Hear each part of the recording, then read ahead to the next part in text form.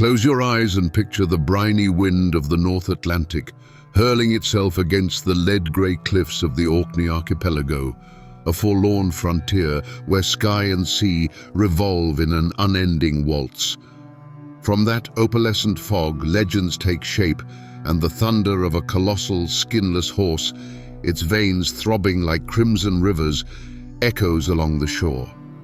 Rising above the beast's equine mass looms the torso of a gigantic man, fused into one nightmare that defies every constraint of mortal imagination. Its name is Nuckelavee, the terror of Scottish waters, a sleepless demon that has haunted fishermen, farmers and poets for countless generations. I invite you, therefore, on a cinematic journey to uncover the birth of this terrifying figure, its fearsome powers, and the deep imprint it has left on the culture of Scotland's Northern Isles. Prepare to step into a universe woven of legend, suspense, and unfathomable mystery. The precise origin of Nuckelavee sinks into the mists of time, at the crossroads between Scandinavian tradition and the myths of the Northern Gaels. Oral chronicles from the 14th century describe a marine entity that rose from the waves with the winter storms, punishing those who dared to flout the forces of nature. Linguists suggest that the creature's name stems from Old Norse roots that intertwine words for water, darkness, and devil, a hint of the religious syncretism that blended pagan visions with Christian fears.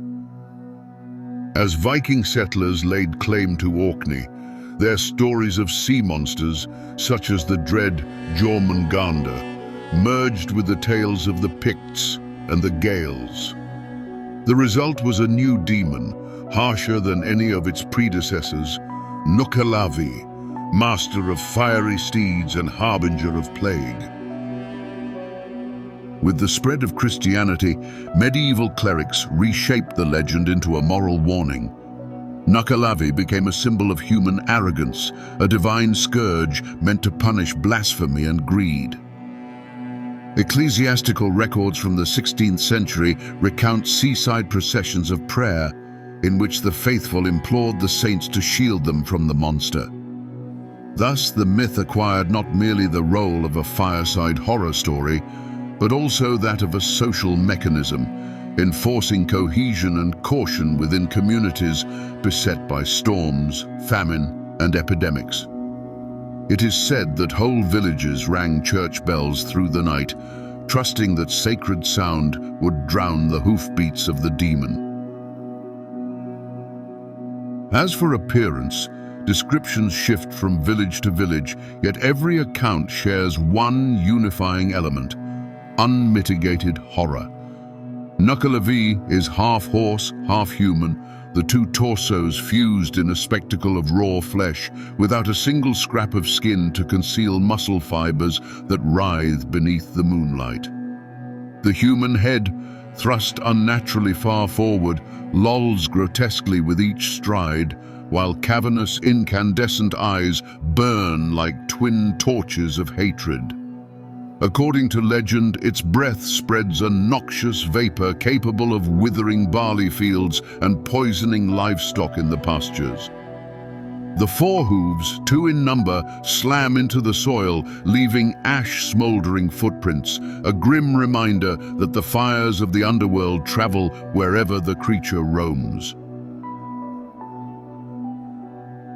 Yet this abomination bears a surprising weakness: fresh flowing water. Folklore insists that Nuckelavee cannot cross a pure stream or rain-fed river.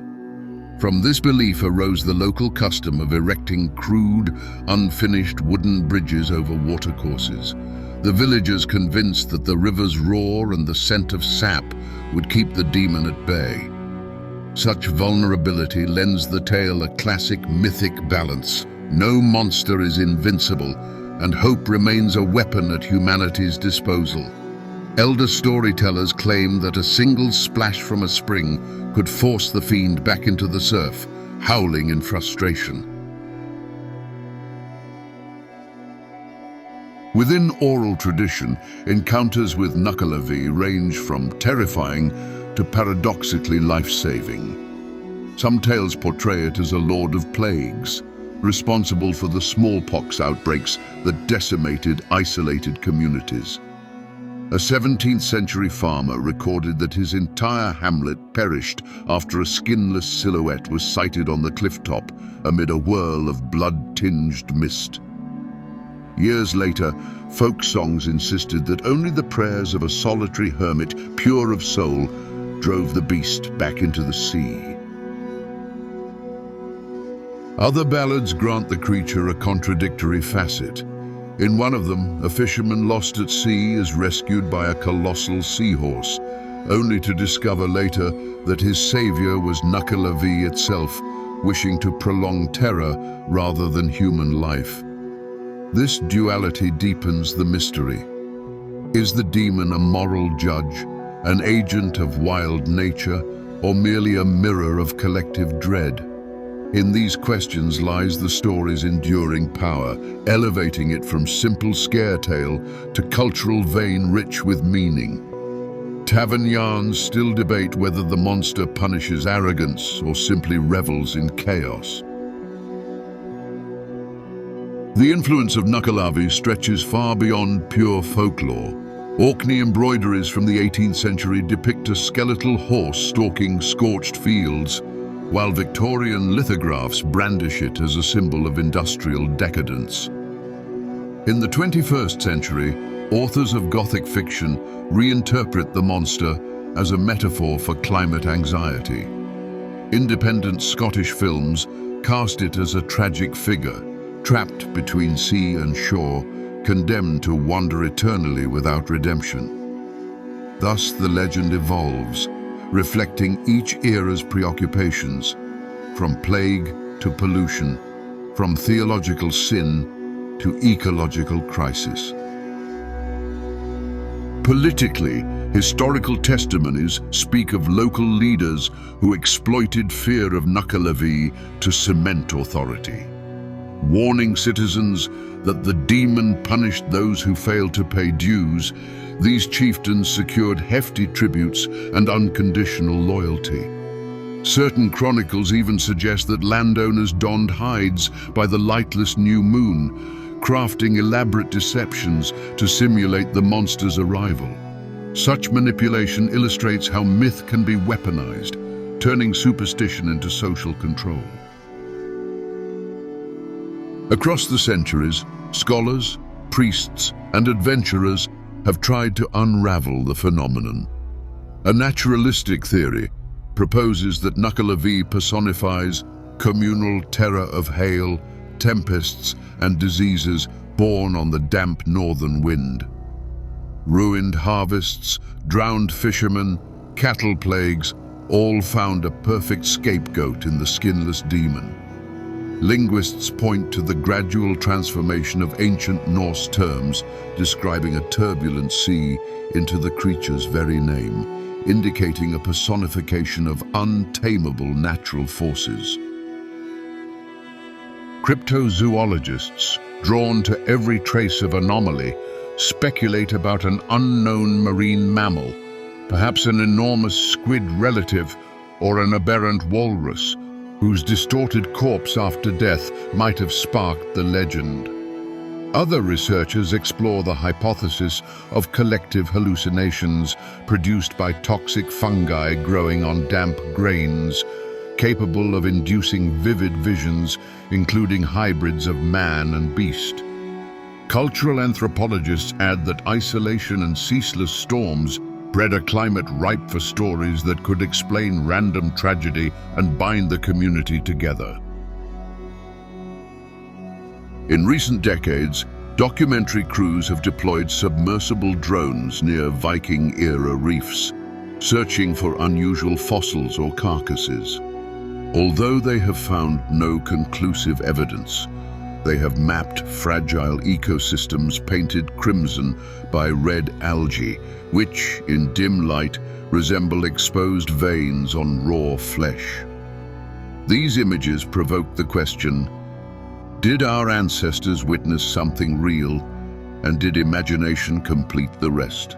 The quest continues, driven by equal parts scientific rigor and childlike wonder.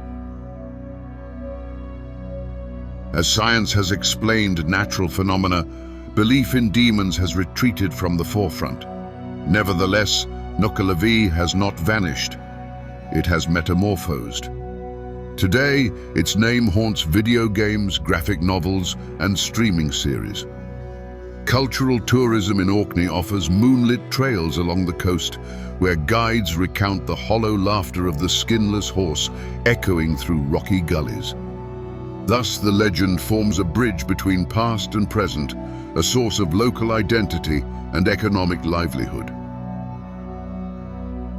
Cultural psychologists emphasize the cathartic role of such myths.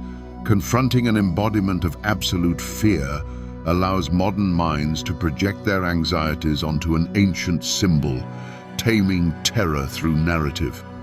Whether the demon exists or not, its spectre remains a mirror of its age. In a world wrestling with climate upheaval, global epidemics, and unpredictable technologies, a medieval skinless horse from Scotland still gallops through our collective subconscious, reminding us that humanity remains, at heart, the child of its stories. So, after traversing with me the blood-stained and fascinating history of Nuckelavee, ask yourself, what deep impulse within us allows such legends to endure? Perhaps it is the need to give shape to the unknown.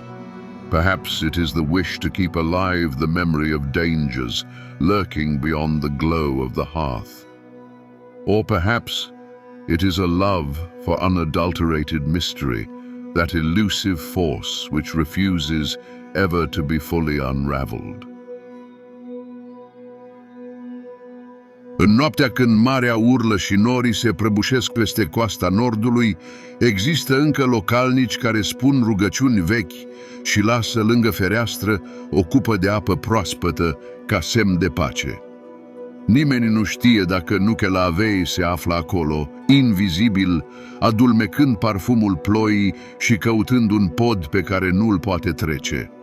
Însă în ecoul pașilor săi imaginari se ascunde esența însăși a umanității, teama, credința și speranța că dincolo de întuneric lumina va răsări iar.